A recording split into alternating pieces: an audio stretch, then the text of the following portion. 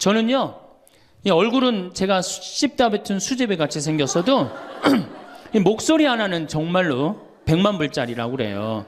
목소리 좋죠?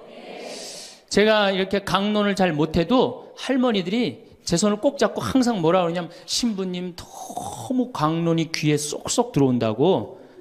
그게 강론을 잘하는 게 아니에요. 제 목소리 톤이 이렇게 대중한테 귀에 쏙쏙 들어가는 톤이에요. 얼굴은 씹다 뱉은 수제비 같이 생겼어도 목소리 좋은 건 신부한테는 최고 선물 아니에요?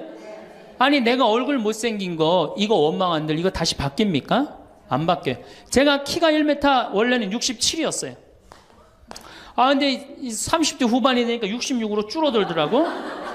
아 요즘 재보니까 65로 떨어지고 있어요. 자꾸 이게 쭈그러들어 키가. 그래 내가 키가 1m 70이 안 넘는다고 원망한들 다시 늘어납니까? 여러분들 중에 내가 가지지 못한 거 아무리 안타까워해도 절대 가질 수 없어요. 내가 머리가 깡통이야. 근데 아무리 두들겨 팬다고 걔가 똑똑한 놈 됩니까? 한 번 깡통은 영원한 깡통 되는 거예요. 그런데 애는 깡통인 현실은 무시하고 내 희망이 서울대학이라고 애를 괴롭히면 여러분 행복할 것 같아요? 행복하지 않아요. 내가 가지고 있는 것을 감사하는 거. 이거 굉장히 중요합니다. 5번째, TV 시청을 반으로 줄여라. 이게 이제 문제 중에 문제예요. 제가 전전 시간에도 TV에 대한 얘기를 했지만 현대의 하느님이 누구예요? 저는 십자가에 계신 예수님이 하느님이라고 생각 안 해요. 현대의 하느님은 TV님입니다. 가정방문 다녀보면은 거실 정가운데 누가 모셔져 계셔요? 텔레비전님이 모셔져 계셔요. 텔레비전님이 모셔 계신데 소파는 누굴 향해서 배열되어 있어요? 텔레비전님을 향해서 배열. 말씀하십시오. 당신 종이 듣고 있나이다. 텔레비전님이 시키는 대로 다 합니다. 마가 좋으니 마를 사 먹어라. 그럼 다음날 다 줄 서서 마 사 먹고. 도라지가 좋으니 도라지를 사 먹어라. 그러면 또 다 도라지 사 먹고. 텔레비전이 시키는 대로 하는 거예요. 아침에 일어나고 누구한테 제일 먼저 문안 인사드려요? KBS님 밤새 안녕히 주무셨습니까? 사실 평화방송에 인사하는 경우들은 좀 나아요. 그래도 아침에 아침 미사도 하고 그 새벽에 성모님 강의도 나오고 묵주기도도 나오고 그러잖아. 근데 꼭 KBS님 밤새 주무셨습니까? 더 기가 막힌 건 주무실 때. 텔레비전님 주무시기 전엔 절대 안 자요. 텔레비전님이 주무셔야지 어떻게? 나도 오늘 일과가 끝났구나 이러고 잔단 말이야. 이러니 머릿속에 뭐가 들어있겠어? 아무것도 들어있는 거 없는 거죠. 얼마나 우리가 텔레비전 하늘만큼 땅만큼 끝나고 무슨 재미로 사나 했더니 미우나 고우나라네. 미우나 고우나 오늘 끝나면 이제 또 무슨 재미로 또 살아요? 또 다른 거에 엄마가 뿔났다 이거 봐요. 보고 살아요? 여러분들 텔레비전은요 좀 미안한 얘기지만 구조가 똑같아요. 부잣집 아들 가난한 집 딸, 아니면 부잣집 딸, 가난한 집 아들, 이룰 수 없는 사랑에 못된 시어머니, 예? 그렇죠? 그게 매년 똑같이 반복되고 똑같은 내용이에요. 그거를 10년 동안 그 앞에서 시간을 보낸다고 생각해 보세요. 아깝지 않아요? 그 시간에 해야 될 일이 얼마나 많은데 대화도 해야 되고 운동도 해야 되고 감사도 해야 되고 공부도 해야 되는데 이걸 전부 다 어디다 갖다 쏟아부어? 텔레비전에 갖다 쏟아부어요. 오늘 들려드릴 황창현 신부님의 행복 특강은 인생의 후반전을 행복하게 살아가기 위해 절대 놓쳐서는 안 될 명강의입니다. 이번 영상에서는 행복을 위한 10가지 인생 명언을 들려주시는데요. 이 10가지 중에서 몇 개나 지키면서 살아가고 계시는지 한번 세어보시면 좋겠습니다. 영상이 마음에 드신다면 구독과 좋아요, 알림 설정 부탁드립니다.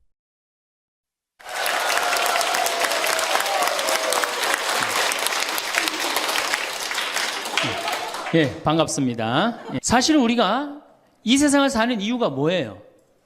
행복하려고 사는 거 아니에요? 이 세상을 사는 이유가? 내가 자식 공부 열심히 시키고 내가 돈 많이 벌고 여러분들처럼 좋은 아파트 환경 좋은 데 가서 사는 이유도 다 뭐예요? 행복하기 위한 거예요. 그런데 이걸 뒤집어 보고 자세히 들여다보면은 행복이 뭔지를 모르고 어떻게 하면 행복하게 사는지를 모르고 내가 어떻게 돈을 쓰면 행복하게 사는지를 모르는 사람들이 대부분이에요. 뭐 때문에 사는지를 모르는 사람이 너무 많아요.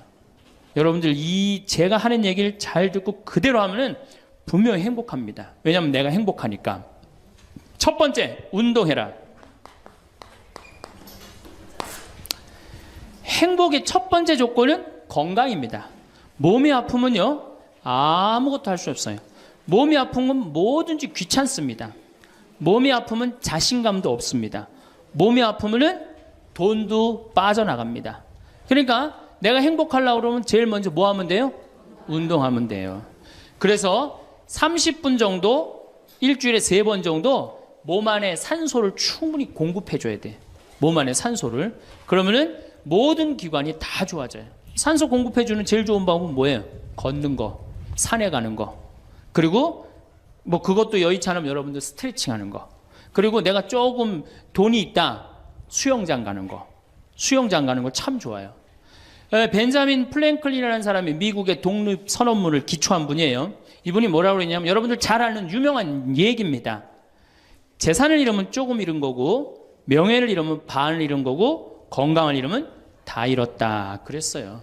건강을 잃으면 다 잃은 거예요. 저도 원래 관절염이 있었어요. 그래갖고 내 동창들이 나보고 40살 네가 넘어서 살면은 이별여행 가준다고 그랬어요. 세계 이별여행. 그때까지 못 살 것 같았거든. 그리고 내가 보좌 신부 때도 교우들이 나한테 그랬어요. 아, 신부님 곧 쓰러져서 죽을 것 같아요. 그랬어요. 정말로 그렇게 건강이 안 좋았어요. 근데 제가 수영을 하면서부터 건강해지기 시작해서 수영하면서 지금 수영장 25m 풀 40밖에 한 번도 안 쉬고 돕니다. 한 번도 안 쉬고. 그거 어려운 거 아니에요. 조금만 여러분들 투자하면은. 그걸 이제 그런 이 건강에 자신이 생기니까 요즘은 뭐를 해요? 스킨스쿠버 다이빙을 합니다. 이게 지구상에 여러분들이 보는 건 30%예요. 70%는 어디가 있어요? 바다에 가 있어요. 바다 안에 들어가 보면 정말로 아름답고 신비해요. 그러니까 건강하니까 옛날엔 꿈도 못 꿨죠. 제가 바다에 들어간다는 건 꿈도 못 꿔. 나 하나 걸어 다니기도 힘들었는데. 근데 지금은 너무너무 좋고 행복해요. 건강의 행복의 첫 번째 조건은 뭐예요? 건강이야. 여러분 오늘 당장에 집에 가갖고 신부님 지금 애 키우고 너무 돈이 좀 빠듯합니다. 쉬운 방법이 하나 있어요. 집에 가서 학원 끊어요. 애들 학원. 학원만 끊으면 여러분들 뭐가 생겨? 돈이 생겨요. 그 돈 가져와갖고 여러분들 건강 먼저 챙기세요. 그게 자식을 위하는 길이에요. 그래서 행복하려면 뭐 해라? 운동해라. 두 번째, 감사해라. 이거 참 우리가 못하는 것 중에 하나예요. 하루에 5가지씩 감사라는 거예요. 하루에 5가지씩. 저는요, 이 얼굴은 제가 씹다 뱉은 수제비 같이 생겼어도 이 목소리 하나는 정말로 100만 불짜리라고 그래요. 목소리 좋죠? 제가 이렇게 강론을 잘 못해도 할머니들이 제 손을 꼭 잡고 항상 뭐라 그러냐면 신부님 너무 강론이 귀에 쏙쏙 들어온다고. 그게 강론을 잘하는 게 아니에요. 제 목소리 톤이 이렇게 대중한테 귀에 쏙쏙 들어가는 톤이에요. 얼굴은 씹다 뱉은 수제비 같이 생겼어도 목소리 좋은 건 신부한테는 최고 선물 아니에요? 아니 내가 얼굴 못생긴 거 이거 원망한들 이거 다시 바뀝니까? 안 바뀌어요. 제가 키가 1m 원래는 67이었어요. 아 근데 30대 후반이 되니까 66으로 줄어들더라고. 아 요즘 재보니까 65로 떨어지고 있어요. 자꾸 이게 쭈그러들어 키가. 그래 내가 키가 1m 70이 안 넘는다고 원망한들 다시 늘어납니까? 여러분들 중에 내가 가지지 못한 거 아무리 안타까워해도 절대 가질 수 없어요. 내가 머리가 깡통이야. 근데 아무리 두들겨 팬다고 걔가 똑똑한 놈 됩니까? 한 번 깡통은 영원한 깡통 되는 거예요. 그런데 애는 깡통인 현실은 무시하고 내 희망이 서울대학이라고 애를 괴롭히면 여러분들 행복할 것 같아요? 행복하지 않아요. 내가 가지고 있는 것을 감사하는 거. 이거 굉장히 중요합니다. 제가 군대 가기 전에 우리나라를 한 바퀴 여행을 해야 되겠다. 그리고 청량리에서 기차를 타고 강릉 앞바다에 딱 도착을 했는데 새벽에 태양이 뜨는데요. 구름 한 점 없는 바다에서 태양이 뜨는데요. 불덩어리가 떠오르는 거예요. 전 지금도 그걸 보여주게 하신 하느님 아버지한테 정말 감사해요. 여러분들 그런 태양 보신 적 있으세요? 3대가 공을 쌓아야지 봅니다. 바닷가에 사는 사람들도 잘 못 봐요. 왜냐하면은 뜰 때 항상 구름이 이렇게 깔려 있지 그냥 맨 바다가 있기는 그것이 절대 그 쉬운 게 아니에요. 근데 내 그때 그 막 군대 가기 바로 직전에 하느님께서 그 태양을 보여주실 때 제 마음이 어떻겠어요? 이거는 얼마나 감사해요. 그러니까 매일매일 감사해야 돼요. 저는 맨날 수원에 있는 어머니 아버지한테 감사하잖아요. 이렇게 인사. 예. 이렇게 목소리 좋게 놔주셔서 감사하다고. 또 작년에 제가 아프리카를 갔었어요. 아프리카를 갔는데 세렝게티 초원을 갔어요. 세렝게티 초원이 얼마나 넓으냐면 서울서부터 대전까지 한 평야예요. 딱 한눈에 펼쳐져요. 믿어지지가 않죠? 가서 보세요. 신부님 무슨 돈으로? 학원만 안 보내면 다 생깁니다. 학원만 안 보내면 다 생겨요. 그런데 서울서부터 대전까지 딱 펼쳐졌는데 마침 누때 이동 시기에 우리가 같이 이렇게 다니는 거하고 맞물렸어요. 200만 마리가 이동을 하는데 여러분들 200만 마리 상상이 가요? 그 푸른 초원에 누때 200만 마리가 이동을 하는데 내가 이 하느님이 창조의 세상에 내가 들어와 있구나. 그걸 느끼는 거예요. 감사하는 거예요. 그리고 우리 인생 돌아보면요. 억울한 것, 분한 것만 생각하면 여러분들 도움 돼요? 우리가 습관을 잘못 길렀어요. 우리 할머니들 나하고 대화 꼭 해보면은 내가 지난번 강의 때도 말씀드렸지만 뭐 신부님 내 말 좀 들어보세요. 그럼 꼭 대동아 전쟁부터 참 억울하고 분한 것만 다 나열한단 말이야. 그럼 그 인생 행복하겠어요? 인생 돌아봐서 즐거웠던 거, 행복했던 거. 여러분들 아이가 첫 걸음 뛰었을 때 행복했어요? 안 행복했어요? 그때 막 흥분됐죠? 그렇게 행복했던 순간은 다 까먹고 억울하고 분한 것만 그대로 차곡차곡 쌓아놓으면 그 사람이 행복할 것 같아요?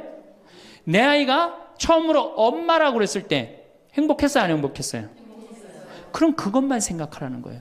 지난 과거를 돌아볼 때 즐거웠던 거, 행복했던 추억만 마음에 자꾸 쌓일 때 내 마음이 이뻐지는 거. 우리 성가에도 내 마음은 주님께서 가꾸시는 작은 정원이라는 노래도 있잖아요. 근데 그놈의 정원이 그냥 가시반 뭐 그냥 미움, 분노, 증오만 꽉 차 있다면 그 밭이 행복한 정원이 되겠어요?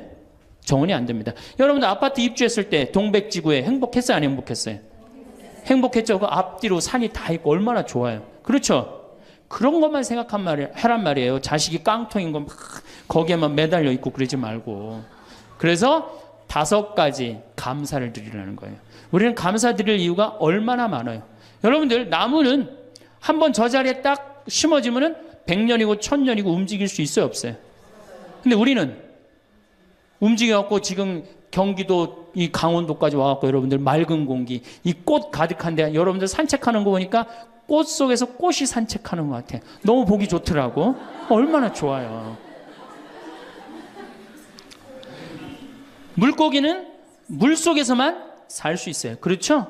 근데 우리는 하늘도 날고 땅도 걷고 바다도 들어가고 인간으로 태어난 게 얼마나 풍요로워요. 인간은 굉장히 풍요로운 존재예요. 생명력에 있어서. 그 풍요로움을 내가 마음껏 누리고 느끼고 살아가는 사람이 있는가 하면은 뒷방에 처박혀갖고 원망하고 분노하고 저주하는 사람, 그리고 살아가는 사람이 있어요. 여러분 어느 걸 선택하시겠어요? 먼저 거를 선택하시는 게 굉장히 중요해요. 그래서 항상 감사해라. 3번째, 대화해라. 이게 100년 살 사람들의 숙제 중에 숙제입니다. 대화가. 왜냐하면 이게 30년 공자님 시대엔 평균 연령이 38세였어요. 대화할 시간이 어디 있어요. 애 놓고 애 키우고 그러다 죽기 바쁜데. 근데 지금 애가 다 직장에 다니고 손자 손녀까지 낳는데도 내가 죽어요, 안 죽어요? 그러면 그 많은 시간 뭐 하고 살 거예요? 그 많은 시간 대화하고 살아야 돼. 나하고 영적으로 맞는 사람하고 이야기하는 거 굉장히 중요합니다. 영적으로 맞는 사람이랑 대화하는 거. 나는 우리 신부들하고 대화하는 거 참 좋아하는데, 나는 우리 그 동기 신부들도 뭐 친한 편이지만은 우리 선배들하고도 많이 친해요. 내가 아주 좋아하는 신부 베드로 신부가 작년에 나하고 북유럽을 여행을 가기로 했는데, 이 신부가 몸이 아파갖고 다시 복귀를 해. 그러니까 이제 다시 본당 신부로 발령을 받아서 이렇게 일반 여행을 가기 싫고 성지순례를 가고 싶었나 봐요. 나하고 약속을 깨고 저는 혼자 북유럽을 가고, 이 신부는 메주고리를 갔다 왔어요. 메주고리를 갔다 왔는데, 내가 이제 교구청 강의 나가거나 교구에 강의 나갈 일이 있으면 그 집에서 잠을 잘 자요. 이제 그 성지순례 갔다 오고 난 다음에 그 집에서 잠을 자는데 그 신부가 미안했는지 성지순례 갔다 온 이야기를 해주는 거예요. 메주고리는 40년 동안 성모님이 4명한테 매일 발현한대요. 한 명한테는 부활 때, 성탄 때, 또 한 명한테는 8월 10 매달 15일에 이렇게 발현을 한대요. 그곳에 이제 갔는데 거기서 신부님을 한 분 만나셨대요. 어떤 신부님을 만났느냐 하면은 이탈리아 신부님인데 시실리 본당 신부님을 만났대요. 근데 이 신부님이 나이가 굉장히 80이 다 된 할아버지래요. 근데 이 할아버지가 신앙의 여정이 특별했던 거야.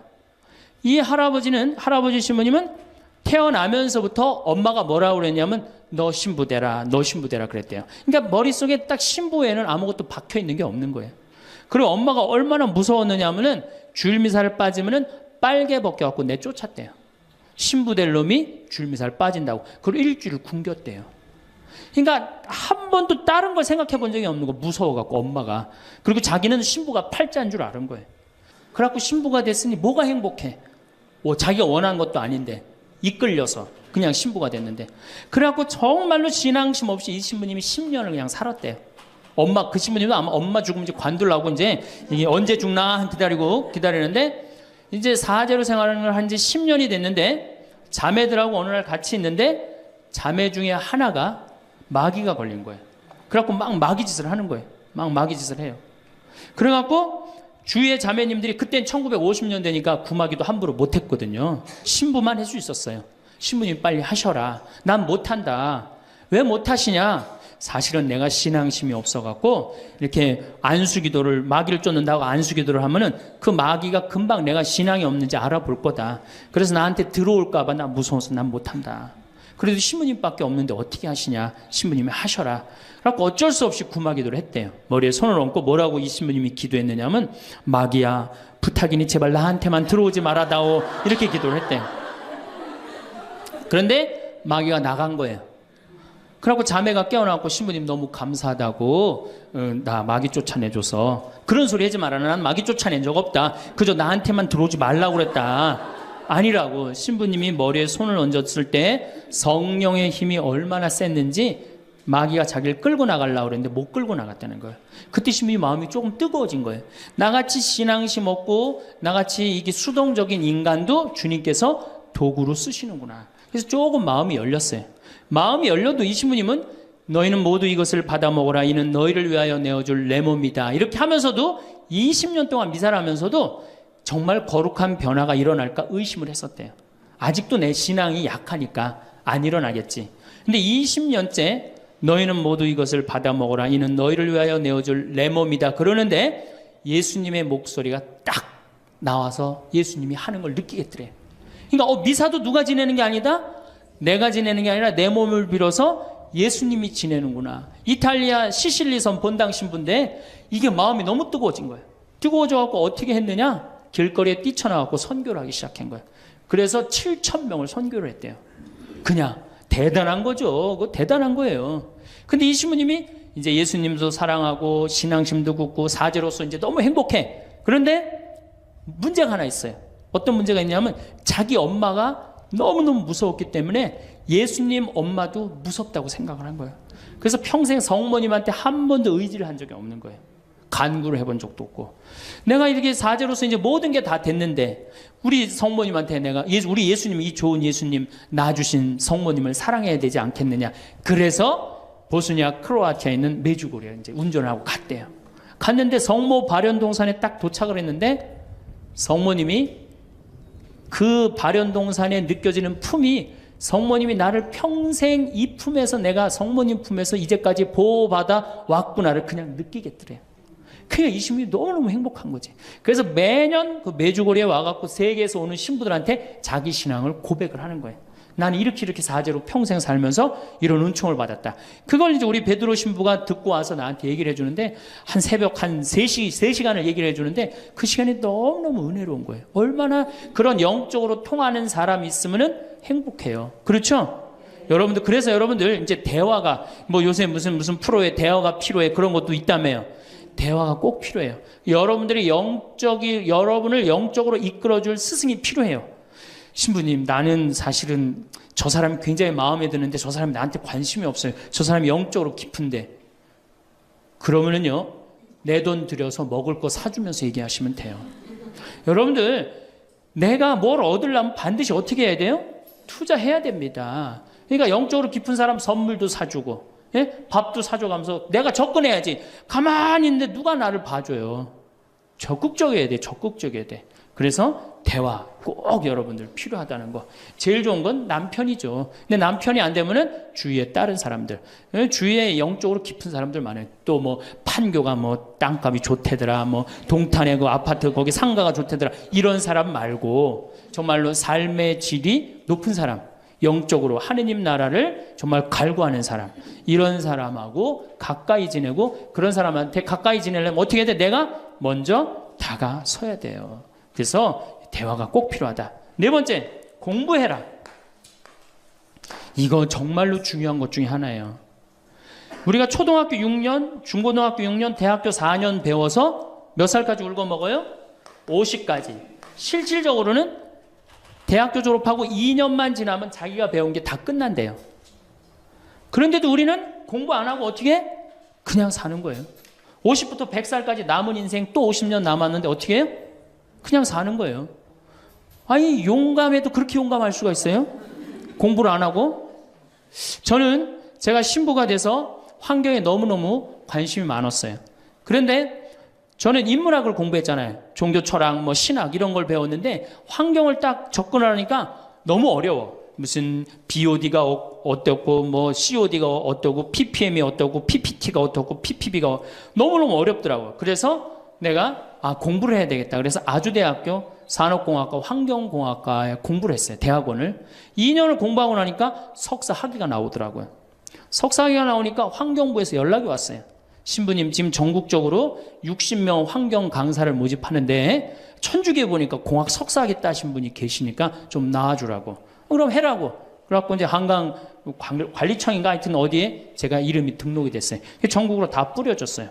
그런데 천주교 교우들이 교육을 담당하면 다 날 부르는 거. 환경 교육을 담당하면.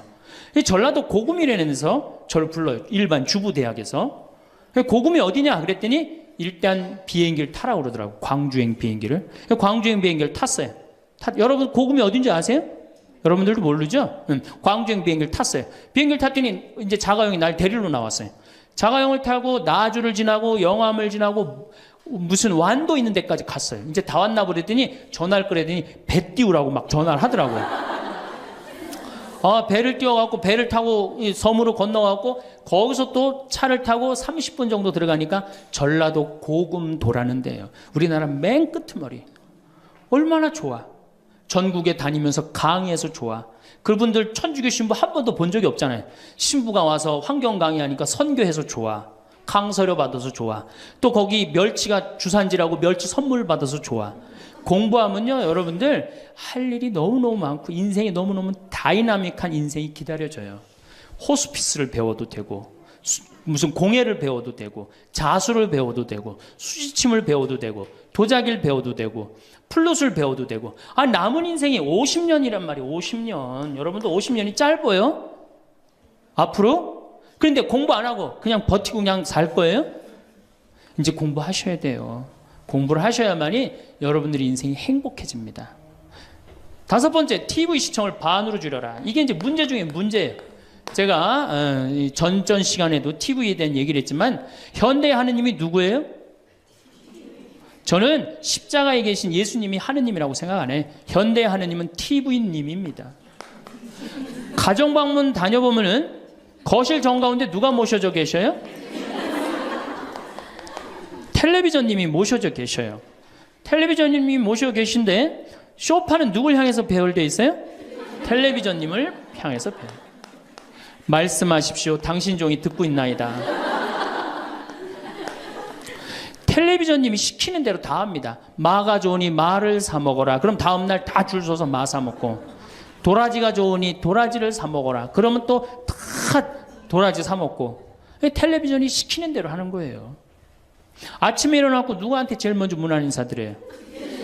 KBS님 밤새 안녕히 주무셨습니까?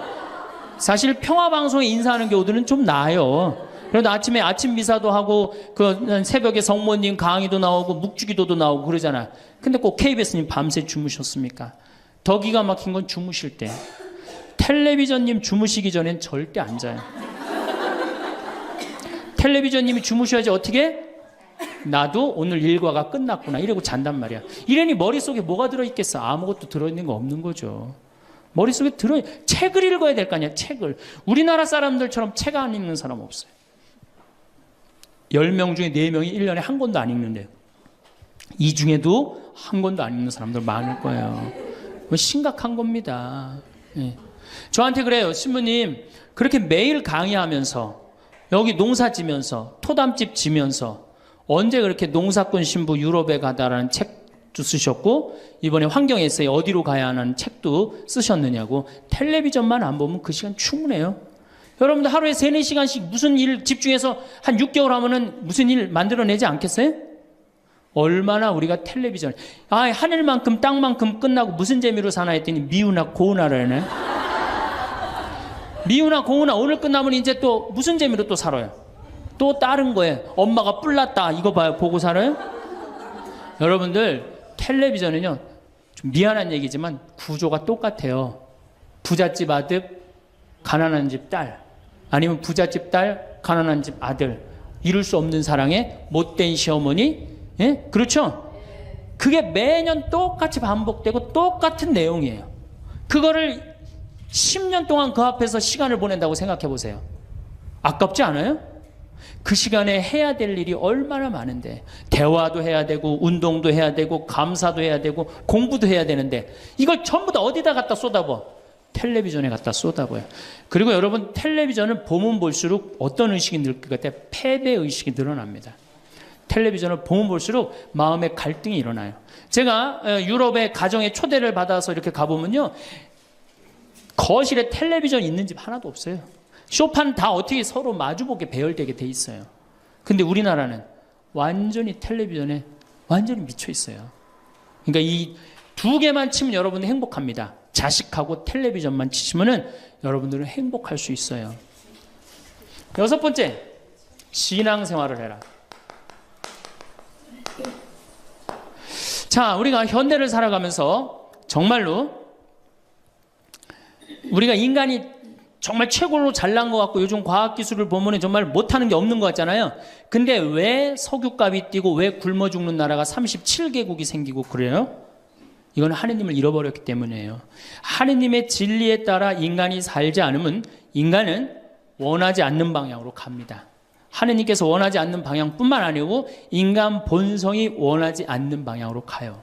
우리가 저는 여기서 살면서 이 산을 보면서 강을 보면서 항상 하느님한테 감사해요. 저 하느님 너무너무 감사합니다. 이렇게 맑은 공기 주셔서 감사합니다. 이 아름다운 세상 주셔서 감사합니다. 감사하다 보면 우리가 조금 뭐라 그럴까요? 겸손해져요. 근데 이게 다 자기 것인 줄 알고 막 파괴하기 시작하면요.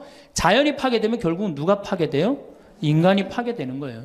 그러니까 우리가 하느님께 가까이 가면은 자연도 일치가 되는데 하느님으로부터 멀어지면 멀어질수록 자연도 파괴되는 거예요.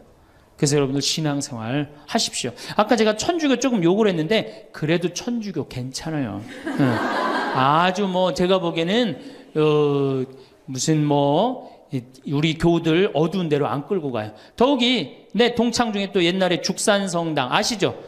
죽산 성지 있는 데 있죠? 거기 내 동창 신부가 그 본당 신부로 있었는데 그 신부가 너무 재미난 얘기를 해줬어요. 아니 옆에 30년 동안 개신교 다니던 할머니가 어느 날 개종을 했대요. 성당으로.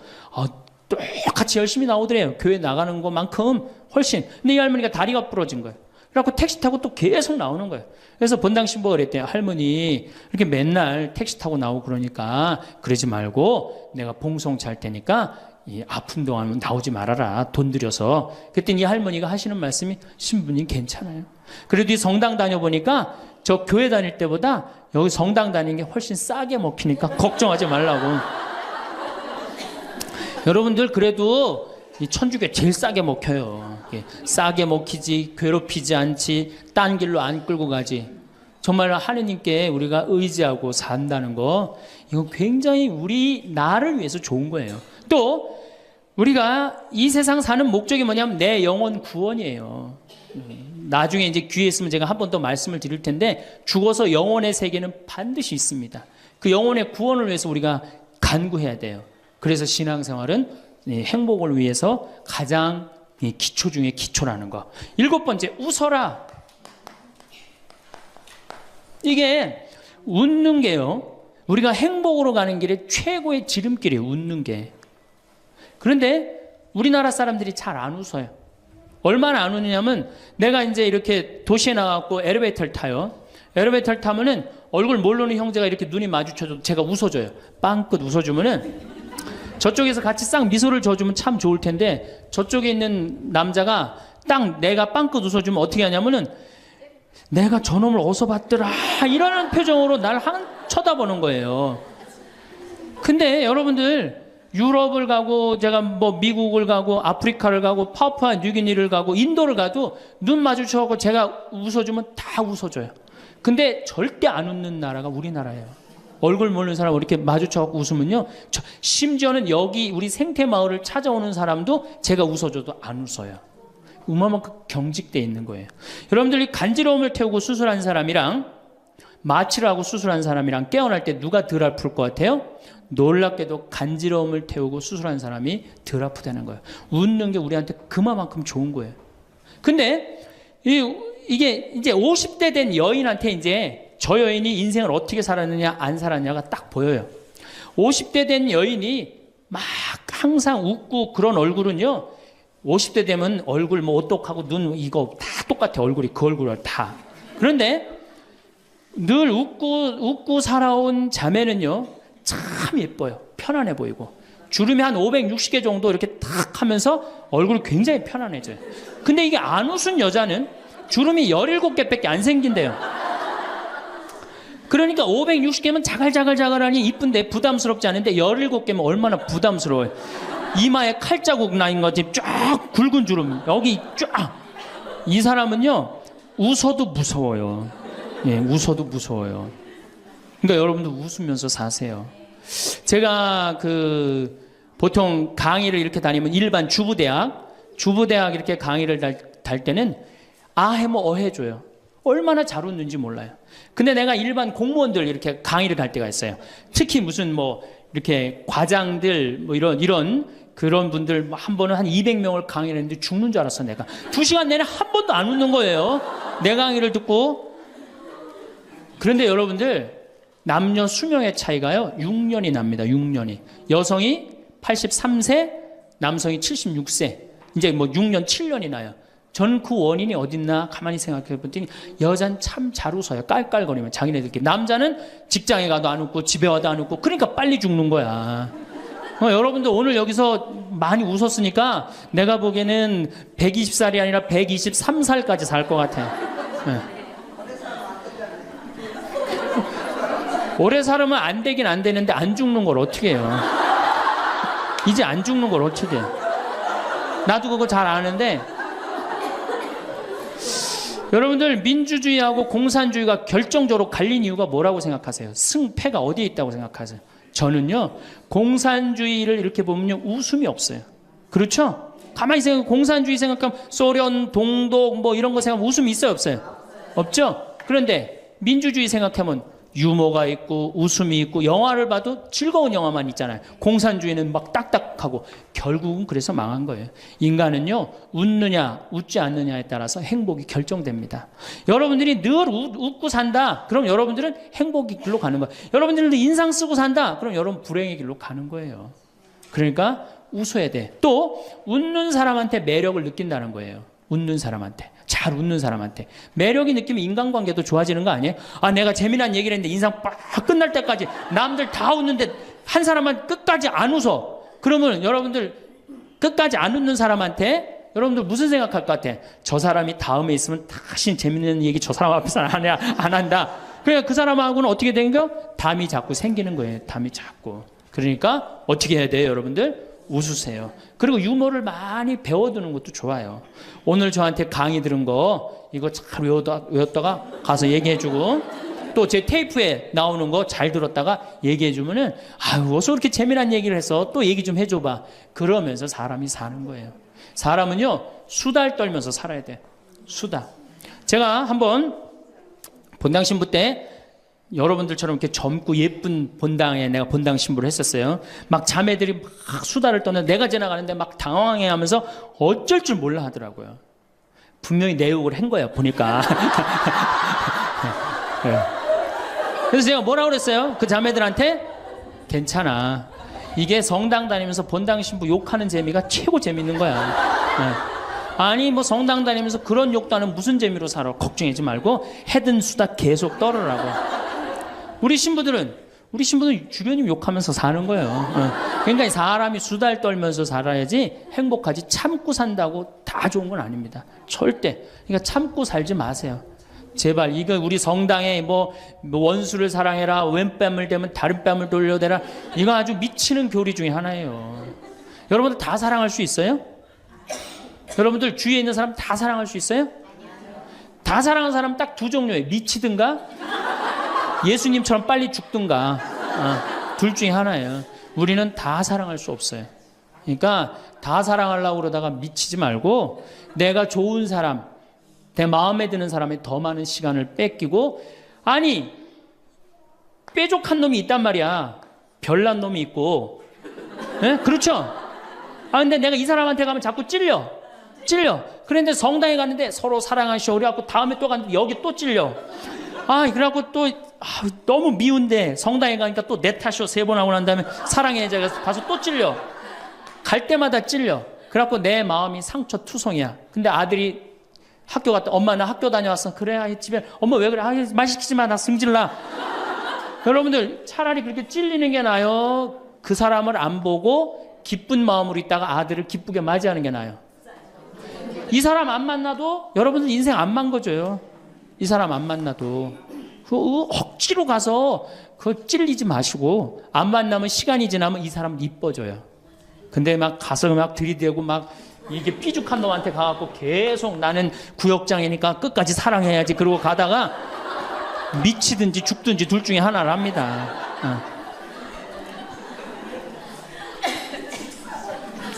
8번째, 전화해라. 자, 여러분들, 저는 수원교구 신부예요. 수원교구 신부인데, 저는 다행히 우리 원주교구 주교님이 허락을 하셔서 여기 평창에 들어와서 살고 있습니다. 근데 사실은 신부는 본당 신부가 최고예요. 뭐라고 그래도 교우들하고 함께, 아이들하고 함께, 할머니, 할아버지들하고 함께 살 때 신부는 행복한 거예요. 저는 여러분들 이제 오늘 가시면은 여기 정막 강산이에요. 여기 해 떨어지면요, 내 다리도 안 보여요, 내 다리도. 해 떨어지면 내 다리도 안 보여. 여기 아까 잠깐 앉아서 신부님 너무 경치가 좋다고 그러는데 딱 하루 좋은 거예요. 하루 좋은 거지. 이걸 일주일, 2주일 여기 해 떨어져 갖고 뭐 산책 나가면 내 다리도 안 보이는데 어딜 산책을 나가요. 굉장히 외롭습니다. 여기 앞에도 전원 5세대가 돌았는데 3세대가 우울증으로 나갔어요. 그럼 나도 여기서 교우들 뭐 몇천 명 속에서 살다가 평창에 들어와서 살면은 우울증 걸릴 수 있잖아요. 내 동창이 20명이거든요. 동창이 20명이나 되는데 왜 나한테 전화하는 놈 한 놈도 없지? 걔네들이 날 잊은 건 아닐까? 나는 왜 교구 밖으로 와서 이 고생을 하고 살까? 난 우울하다. 그럼 알아주는 놈 누가 있어요? 아무도 없어요. 어떻게 하면 돼? 내가 먼저 전화하면 되잖아. 아주 너무 쉬운 거 아니에요. 내가 전화해갖고 너 성당은 잘 짓고 있느냐? 너 요즘 큰 성당에 갔는데 어떻게 잘 지내냐? 내일은 내 동창이 또 우리 집에 와서 있겠대. 몸이 안 좋아갖고. 그러니까 그 전화를 하니까 동창들이 와서 안식년도 여기 와서 지내고, 아프면 여기 와서 지내고, 허리 수술에도 와서 지내고, 그러니까 외롭지 않은 거예요. 사랑도 먼저 하는 게 중요한 거지 나한테 누가 해주지 않을까? 죽을 때까지 안 찾아옵니다. 남녀의 사랑 문제가 아니라 인간이 살아가면서 그런 거예요. 그러니까 내가 먼저 전화하라는 거예요. 굉장히 중요한 거. 내 동창 중에 지금 보구마국장, 우리 수원교구 보구마국장 내 동창인데 얘가 로마로 유학을 갔어요. 있기 전에도 뭐 친하게 지냈지만 유학을 갔는데 이놈이 한 달에 3번 어김없이 전화하는 거예요. 생태마을 농사는 잘 되냐? 잘 돼. 그럼 또 다음에 전화해갖고 생태마을에 피정은 많이 들어오냐? 많이 들어와. 또 다음에 전화하고 너 몸은 안 아프냐? 안 아파. 다음 달에 또 전화해. 생태마을 피정은 많이 들어오냐? 생태마을에 농사는 잘 되냐? 6년 동안 변함없이 전화하는 거예요. 내가 전화 한번 우리 성당 여기 사무실로 전화해갖고 우리 사무장한테 우리 저기 황 신부님 뭐하고 지내느냐고 그 정도로. 그러니 싫어할래야 싫어할 수가 있어요? 얼마나 나를 그렇게 전화해주는 고마워. 그 흠이 있다면 꼭 수신자 부담으로 하는 것 빼고는 너무너무 좋아요. 여러분들도 전화번호를 적어놓고 그렇게 하십시오. 9번째, 시간이 없으니까. 자, 자기 자신을 사랑해라. 자기 자신을 사랑하지 않는 사람은 어느 누구도 사랑할 수 없어요. 자기 자신을 사랑하지 않는 사람은. 근데 이게 50대 된 아줌마들을 보면 다 쌈순이야, 쌈순이. 자식 보면 자식 보고 싸워요. 내가 너한테 해준 게 얼만데 서울대학도 못 가고 저 지방대학 가고 자취비 무슨 뭐 등록비 이런 거 내 속을 새기냐 그러고 아들 보면 싸워요. 누워갖고 그냥 빈둥빈둥거리면 이 왼수 같은 놈아 나가 돼지라 그러고. 남편 보면은 남편 보고 싸워요. 당신 나한테 시집 와갖고 나한테 해준 게 뭐 있냐 그러고. 내가 눈이 뼈지. 시집 오기 전에 내가 그때 눈이 뼈지. 저 인간을 믿고 내가 시집을 왔다 그러고 남편 보고 싸워요. 시어머니 보면 시어머니 보고도 싸워. 왜 죽지도 않고 날 이렇게 괴롭히냐고. 왜 쌈순이가 될까요? 우리나라 40, 50대 주부들이 자기가 행복하지 않기 때문이에요.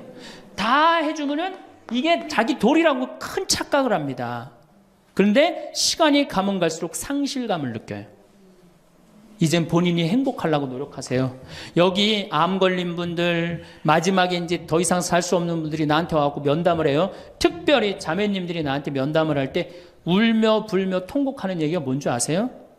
왜 다른 사람들한테는 그렇게 최선을 다했는데 왜 나한테 한 번도 맛있는 거 안 먹이고 나한테 좋은 거 한 번도 구경 안 시켜주고 왜 한 번도 나한테 못 해줬느냐고. 그런데 이제 죽으니 너무너무 나 자신이 불쌍하고 나 자신이 너무너무 억울하다는 거예요. 여러분들이 이제 자신을 위해서 쓰세요.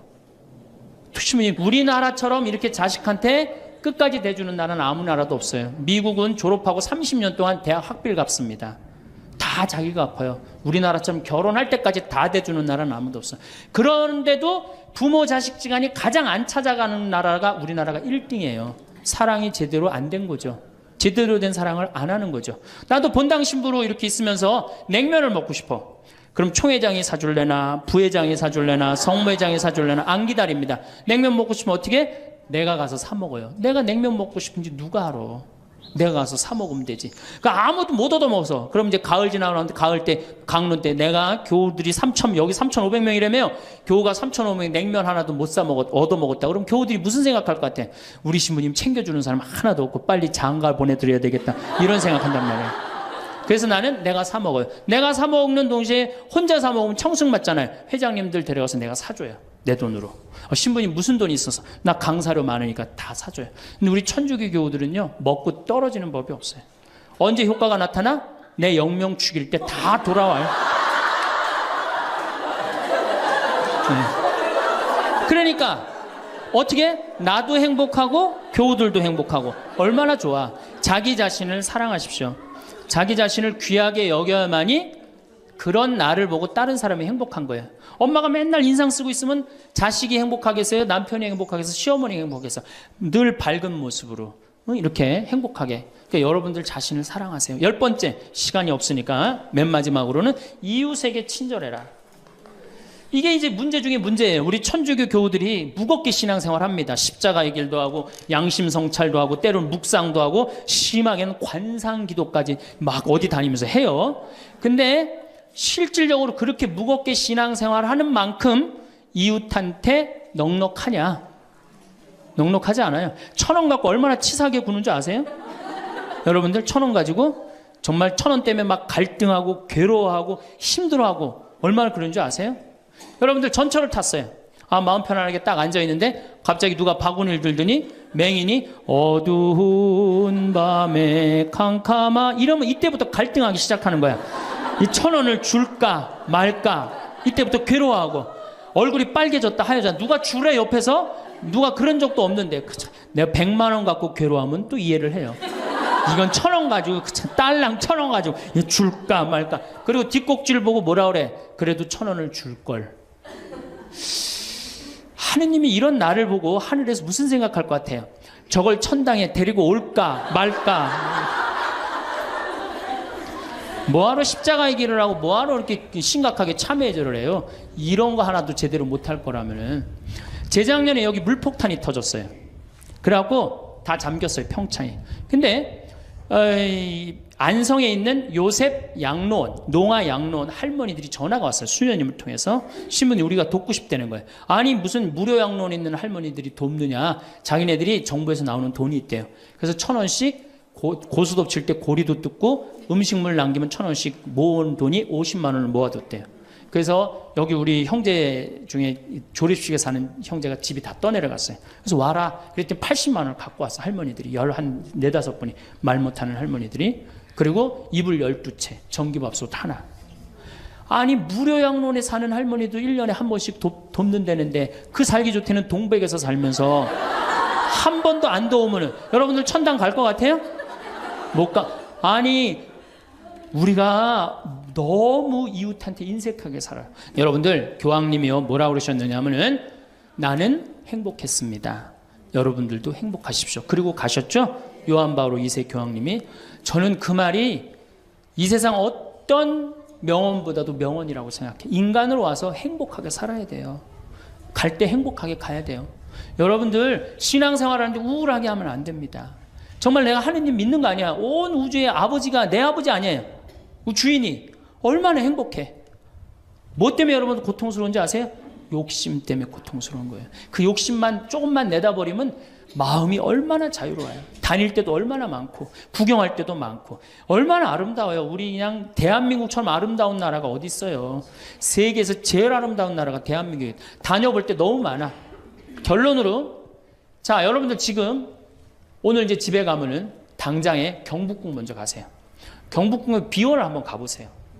그 조경이 얼마나 멋있어.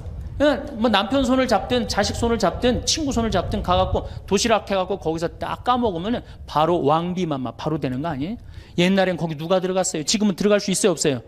있잖아요. 5,000원 10,000원만 내면 5,000원만 되면 왕비가 될 수 있는데 그 행복한 길을 우리가 땅바닥 우울하게 쳐다보느냐고 못 찾아가고 있는 거예요. 그래서 전 여러분들이 행복했으면 좋겠어요. 여러분들이 행복해야지 대한민국이 행복합니다. 예, 감사합니다. 황창현 신부님의 행복특강이 어떠셨나요? 황창현 신부님께서 말씀해 주신 행복의 조건 10가지를 요약해 보겠습니다. 첫째, 운동하라. 행복의 첫째 조건이 건강이다. 건강을 잃으면 다 잃는 것이다. 둘째, 감사해라. 없는 것에 자꾸 불평하지 말고 가지고 있는 것에 5가지씩 감사하라. 셋째, 대화하라. 영적으로 통하는 사람과 대화하라. 넷째, 공부해라. 평생 공부한다는 마음으로 공부해라. 다섯째, TV 시청을 반으로 줄여라.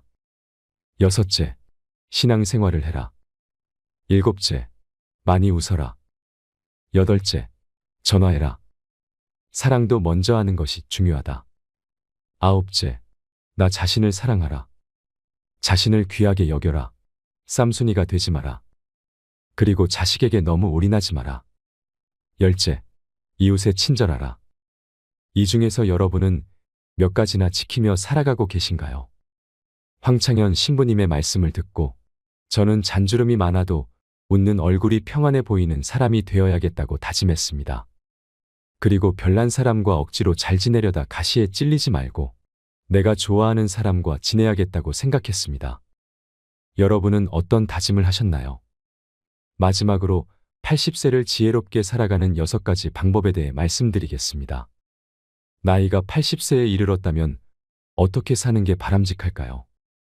여러분은 다음 문항을 보시면 어떤 생각이 드시나요? 사실은 먹고 싶지만 건강에 해롭다고 해서 참는다. 몸을 움직이기 힘든데 건강을 위해 무리하여 운동한다. 효과를 느끼지 못하면서도 오래 살려는 마음에 계속 약을 먹는다. 맞는 이야기라고 생각되시나요? 나이가 들수록 건강에 해로운 건 피하고 건강에 이로운 것은 꾸준히 실천하는 게 당연하다는 생각이 드는데요. 하지만 건강을 위해 했던 이러한 일들이 80세가 넘은 사람이라면 전부 자제할 필요도 무리할 필요도 없다고 합니다. 그래서 오늘은 우리의 일반적인 상식과는 다른 이야기를 해보려고 합니다. 현재 남성의 평균 수명은 82세, 여성은 88세입니다. 이 평균 수명은 앞으로 점점 더 증가해서 인생 100년 100세에 가까워질 것입니다.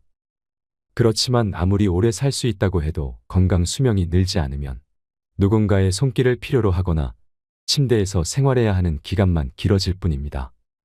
그 기간은 현재 남성이 9년, 여성이 12년입니다. 건강하지 못해도 오래 살고 싶다라고 생각하는 사람도 있을 테지만 가능하면 힘차고 건강하게 살아야 됩니다. 80세 이후는 70대와 완전히 다릅니다. 어제까지 가능했던 일이 오늘은 안 되는 상황을 수없이 맞닥뜨립니다. 컨디션 난조를 겪는 일도 잦아집니다. 무거워서 드는 것조차 못하게 되는 암담한 순간을 맞게 되는 나이입니다. 또 치매인가라는 생각에 자신감을 잃는 일도 있을 겁니다.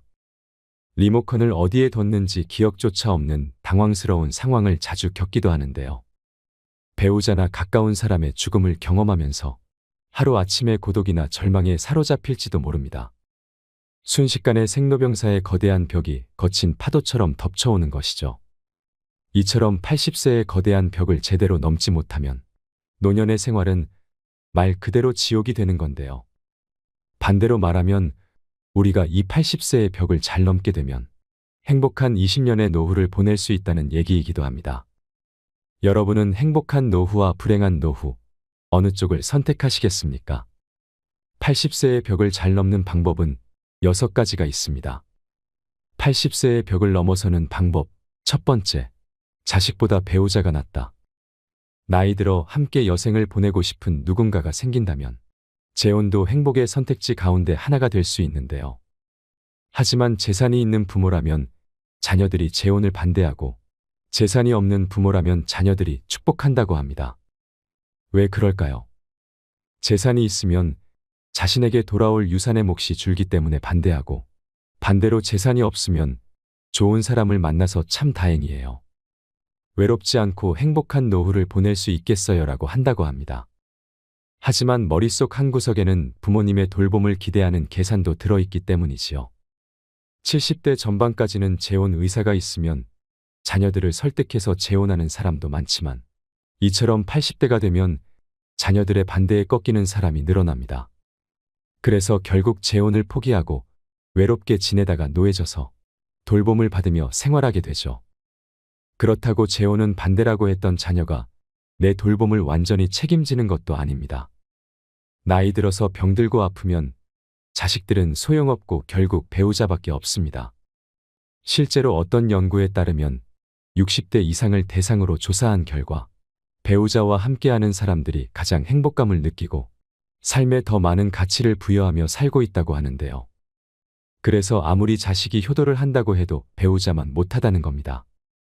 내가 외롭고 아플 때 옆에서 지켜주는 사람은 배우자지. 가까이 살아도 쉽게 얼굴도 안 보여주는 자식들이 아니라는 겁니다. 몸이 아파서 급하게 보호자와 동행해서 병원을 방문해야 되는 일이라도 생긴다면 매번 자식들에게 부탁하기도 눈치 보입니다. 또 멀리 살고 있다면 급한 일이 있을 때 큰 힘이 못 됩니다. 미운정 고운정으로 같이 살고 있는 배우자만큼 남은 인생의 소중한 동반자는 없다는 얘기입니다. 그러니 배우자가 살아있을 때 서로에게 최선을 다하며 지내야 합니다. 만약 여러분에게 물려줄 정도의 자산이 있다고 하더라도 추억을 만드는 데 쓰거나 자기 행복을 위해 쓰도록 해야 됩니다. 80세가 넘은 고령자는 지금 당장 병이 들고 움직이지 못하게 된다 해도 전혀 이상할 것이 없습니다. 내일 죽게 될지도 모를 일입니다. 그러니 후회 없는 시간을 보내야 합니다. 물론 자녀를 위해 재산을 남기는 그 자체에서 행복감을 느끼시는 분들도 있으실 겁니다. 하지만 노후의 최고 자산은 추억입니다. 서서히 몸이 약해지고 행동 반경이 좁아지다가 결국 마지막에는 침대에서 보내는 날이 많아집니다. 이때 버팀목이 되어주는 것이 바로 그때 참 즐거웠다는 추억들입니다. 재산을 자녀에게 남기기 위해 자신이 하고 싶은 일을 참는 것만큼은 절대 하지 말아야 합니다. 80세의 벽을 넘어서는 방법. 두 번째, 할 수 있는 일은 포기하지 않는다. 이제 80세가 됐으니 무리하지 말아야지 하면서 그동안 해왔던 일들을 그만두시는 분들이 많습니다. 하지만 가지고 있는 능력을 유지하는 것은 80세의 벽을 넘기 위해 꼭 필요한 자세인데요. 스스로 할 수 있는 일들을 제대로 안 하고 멈추는 순간, 순식간에 늙고 세상과 이별할 수 있습니다.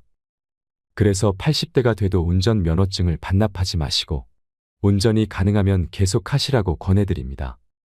고령자는 인지 기능이 저하되어 운전하면 위험하다라고 단정짓는 행위는 완벽한 차별이라고 생각되는데요.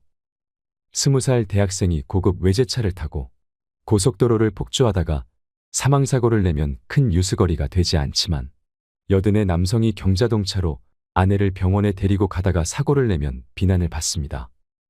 실제로는 24세 미만의 운전자가 사고를 내는 비율이 더 높은데도 고령자에게 위험 딱지를 붙이고 있습니다.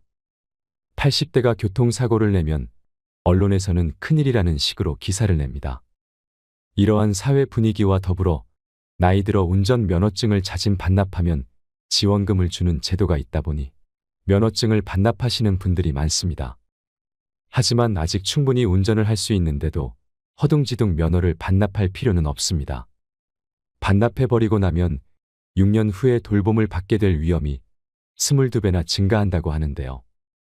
이처럼 건강을 위해서라도 가능하다면 운전을 계속 하셔야 됩니다. 운전뿐만 아니라 80대에도 배우고 싶은 것이 있다면 적극적으로 배우셔야 하고요. 건강한 노후 생활을 보내는 가장 중요한 방법 중 하나가 노후에도 배움을 지속하는 건데요. 80세가 넘었다고 집에만 계시는 것은 수명을 단축시키는 가장 안 좋은 방법입니다. 마음 맞는 친구를 만나든 취미 생활을 즐기시던 무언가에 흥미를 가지고 몰두하시는 것이 좋습니다. 80세의 벽을 넘어서는 방법. 세 번째, 참지도 말고 무리하지 말자. 80세가 넘어 사망한 사람을 부검하면 대부분 몸에서는 암이, 뇌에서는 알츠하이머 병변이 발견된다고 합니다. 하지만 생전에 이러한 사실을 몰랐던 사람도 적지 않습니다. 나이가 들면 몸에 여러 개의 병의 씨앗을 지니고 살아갈 수밖에 없습니다. 병의 씨앗이 언제 싹을 키울지는 아무도 알 수 없는데요. 오늘은 건강하다가도 노년에는 당장 내일 환자가 되기도 하고 눈을 뜨지 못할 수도 있습니다. 그렇기 때문에 80세가 넘으면 현실을 그대로 받아들이고 내일 당장 생이 끝난다 해도 후회가 남지 않는 시간을 보내시는 것이 가장 중요한데요. 80 이후 참거나 무리하지 않기는 후회 없는 노후를 만드는 가장 중요한 방법입니다. 저희 어머니는 맵고 짠 자극적인 음식을 좋아하시는데요. 건강을 생각해서 제발 드시지 말라고 잔소리를 많이 하는데 그때마다 먹고 싶은 걸 먹지 못하시니 스트레스를 많이 받으시더라고요. 이렇게 건강을 위한다는 명분으로 나이가 들어서도 먹고 싶은 음식을 참는 사람이 많습니다. 소식하고 달고 짠 음식을 피하고 기름진 음식을 자제하고 비만은 건강을 해친다는 사고가 많은 사람의 상식이 되었는데요. 이런 얘기는 60대까지는 건강을 해치는 원인이 되기도 하지만 80세를 앞두고 있다면 이러한 생각은 일단 접어두셔야 합니다. 고령자는 장기 기능의 저하로 식욕이 증가하는 경우가 있을 수도 있고 먹고 싶다는 욕구는 몸이 필요하다는 것이니 입에 당기는 음식은 마음껏 드셔야 됩니다. 체중 관리한다고 굶거나 식단 관리하지 마세요. 살이 좀 찐 사람이 오히려 더 오래 산다는 통계도 있습니다. 먹고 싶은 음식을 참으며 체중 조절하기는 스스로 수명을 깎는 행위입니다. 채식이 좋다고 매일 풀만 드시지 마시고요. 나이 들수록 단백질 섭취가 가장 중요하기 때문에 고기를 많이 드셔야 합니다. 그럼 여기서 술이나 담배는 이라는 질문이 되돌아올 수 있는데요. 술도 드시고 싶으시다면 몸에 주는 부담을 생각해서 저녁 반주를 즐기는 정도가 현명합니다. 지나친 음주로 몸을 제대로 가누지 못해 넘어지면 낙상으로 골절되어 한순간에 늙어버리는 비극도 적지 않기 때문입니다. 또 의외라고 생각할지 모르지만 담배의 폐해는 나이가 들수록 줄어드는데요. 실제 흡연으로 단명하게 된 사람은 고령이 되기 전에 사망하기 때문입니다. 즉 담배를 계속 피웠는데 80세까지 산 사람은 앞으로 금연하든 흡연하든 수명에는 큰 차이가 없다는 뜻입니다. 또 80대를 목전에 두고 운동을 열심히 하는 것도 아무런 도움이 되지 않습니다. 오히려 무리해서 운동하다 체내에 활성산소가 만들어지게 되면 노화를 촉진할 수도 있는데요. 80세 이후에는 그냥 30분 정도의 가벼운 산책 정도면 충분합니다. 80세의 벽을 넘어서는 방법. 네 번째, 건강검진을 받지 말자. 지금 80대는 건강검진 초기 세대로 건강검진을 절대시하는 경향이 있습니다. 물론 건강검진은 60대 정도까지는 큰 도움이 되겠지만 80세가 넘은 고령자에게는 그다지 도움되는 것이 없습니다. 80대를 목전에 두고 건강검진을 받아보면 정상으로 나오는 수치보다 비정상으로 나오는 수치가 더 많은 것이 일반적입니다. 건강검진에서 정상 수치라는 것은 평균치에 가깝다는 얘기입니다. 비정상 수치는 그 범위를 넘어 지나치게 높거나 낮은 사람을 말합니다. 수치는 본래 사람마다 다릅니다. 우리가 이 평균의 함정에 빠져서 사는데요. 체질이나 환경에 따라도 다르고 나이에 따라서도 다르며 체형이나 생활 습관에 따라서도 다릅니다. 어디까지가 정상이고 어디까지가 비정상인가 문제가 아니라 정상치라도 병에 걸리는 사람이 있고 비정상치라도 병에 걸리지 않는 사람이 있다는 겁니다. 80세가 넘어서도 문제없이 사는 사람은 그 자체가 건강하다는 증거입니다. 다시 말해서 정상이라는 증거죠. 그런데 의사가 환자를 보지 않고 수치만 보고서 진단을 내린다면 어떻게 될까요? 정상치에 맞추도록 약을 처방한다는 답은 명확합니다. 환자는 지금의 건강과 기력을 잃게 됩니다. 80세가 지난 고령자는 암에 걸려도 수술할 필요가 없습니다. 나이가 들면 들수록 암은 진행이 느려지고 쉽게 전이되지 않기 때문입니다. 그렇기 때문에 허투루 손대기다는 지켜보는 편이 낫습니다. 사실 발견하지 못했을 뿐 훨씬 이전부터 암을 지닌 채 살아왔고 앞으로 서서히 진행되겠지만 한순간에 나빠지는 일은 거의 없기 때문입니다. 아시다시피 암 치료는 간단하지 않습니다. 수술이든 화학치료든 몸에 심각한 부담을 줄 수밖에 없는데요. 체력이 크게 떨어지는 80세 이상의 고령자는 평소 생활로 되돌아가지 못할 확률이 높다는 걸 명심하셔야 됩니다. 80세의 벽을 넘어서는 방법. 다섯 번째, 자기와 맞는 의사를 찾자. 80세의 벽을 넘으려면 얼마나 좋은 의사를 선택하고 얼마나 좋은 관계를 유지하느냐가 관건입니다. 그렇다면 어떤 의사를 선택해야 할까요? 좋은 의사를 구별하는 가장 손쉬운 방법은 약에 관해 이야기를 나누어 보는 것입니다. 본래 약은 몸 상태를 좋게 하는 것이 목적인데 처방해준 약을 먹고 몸 상태가 나빠진 것 같다고 해도 이건 좋은 약이니까 혹은 약을 끊고 죽고 싶나요? 라는 식의 태도를 보이는 의사라면 그 병원은 그만 다니는 편이 낫습니다. 교과서적인 수치와 검사 결과만 믿고 환자 개인이 느끼는 몸 상태는 생각하지 않는 건데요.